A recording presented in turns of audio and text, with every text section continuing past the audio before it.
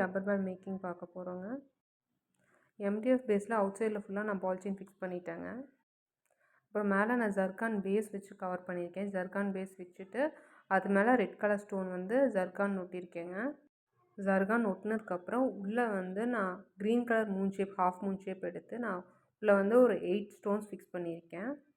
Green colour half Moon shape வந்து நான் ஃப்ளாட்டாக ஃபிக்ஸ் பண்ணியிருக்கேங்க. அதுக்கப்புறம் red colour half Moon shape எடுத்திருக்கேன். அது வந்து ஸ்டாண்டிங் பொசிஷனில் ஃபிட் பண்ணியிருக்கேங்க. இப்போ 2 க்ரீன் கலர் ஃப்ளாட்டாக ஒட்டினதுக்கு நடுவில் வந்து நான் ரெட் கலர் ஒட்டியிருக்கேன். அப்படியே சுற்றியும் ஃப்ளவர் ஷேப்பில் ஒட்டணுங்க ஸ்டாண்டிங் பொசிஷனில்.